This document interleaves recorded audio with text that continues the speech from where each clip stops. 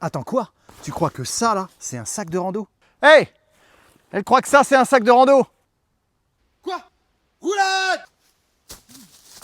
Bon, je vais t'expliquer ce que c'est un sac de rando. C'est un sac qui, en toutes circonstances, est prêt pour de la rando. Ça veut dire que tous les objets dont tu vas avoir besoin ou que tu risques d'avoir besoin pendant ta rando sont déjà dedans ou dessus. Alors bien sûr, maintenant la question que tu te poses, c'est de quoi j'ai besoin pour ma rando? Il y a une règle, les 5 C. On va commencer par le premier C, coupant. Ça veut dire qu'il te faut un couteau. Alors là, c'est le couteau de bushcraft à lame fixe, imposant et rustique. Souvent, tu as une petite anse, utile pour accrocher à la ceinture. Moi, je l'accroche au sac. Et voilà, là, il est accroché à mon sac, il ne peut pas partir. Quand j'en ai besoin, je sais de quel côté il est pour pouvoir m'en servir directement. Deuxième C, contenant. Ah ouais, il fait chaud. Alors, tu as le choix, soit une gourde, soit une poche à eau. La poche à eau, pour la rando, c'est génial. Dans la poche arrière, tu fais ressortir le tuyau par le dessus, que tu coinces dans la bretelle, terminé. Désavantage, tu peux rien en faire. Alors qu'avec la gourde, pour certains modèles, tu peux même les foutre au feu. La gourde, je la mets dans une poche extérieure aussi. Troisième C, combustion.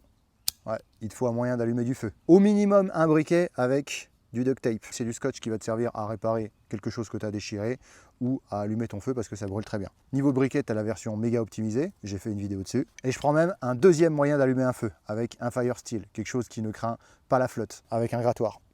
Et ça part directement dans la poche avant. Hop.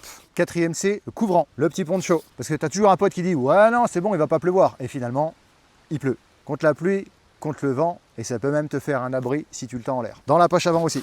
Cinquième C, le cordage. Eh ouais, parce que sinon avec quoi tu vas tendre ton poncho? Ça va directement sur la anse du sac. Il faut que tu ailles voir mon tuto sur le sujet. Et voilà, là tu as ta paracorde à portée de main. Ici j'ai pris 3 mètres. Et donc là tu as tes 5 C. Coupant, combustible, contenant, couvrant et cordage. Qui resteront donc toujours sur ton sac. Alors bien sûr, à part l'eau dans la gourde. Mais admettons, même si tu pars en situation d'extrême urgence, on ne sait pas pourquoi pour une rando, ou sinon juste parce que tu as simplement oublié, tu peux très facilement la remplir sur ton chemin parce que tu as ton contenant. Donc tout tient sur le sac. La bonne nouvelle, c'est qu'il est rempli de rien. Donc tu vas pouvoir mettre toutes les affaires que tu prends d'habitude. À la règle des 5 C, je vais rajouter 2 choses. La première, la boussole. Ouais, parce que suivant où tu pars, la carte ne sera pas la même. Par contre, la boussole, c'est toujours la même chose. Dans la poche avant. Dernière chose, un mousqueton. Toujours utile avec la corde. Et tu peux même attacher d'autres objets à ton sac. Le mousqueton, toujours à portée de main aussi, sur la hanche supérieure du sac.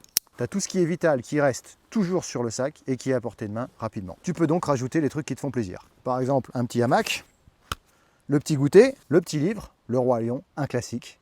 Les vêtements de rechange qui tiennent pas de place parce que tu as regardé la vidéo de la dernière fois. Sans oublier le petit tapis de sol que j'utilise aujourd'hui, pas pour le pique-nique, mais pour faire la vidéo. T'es plutôt pas mal pour ta rando. Alors enregistre la vidéo pour pouvoir le refaire chez toi, like et abonne-toi. C'est tout pour moi. Allez, ciao.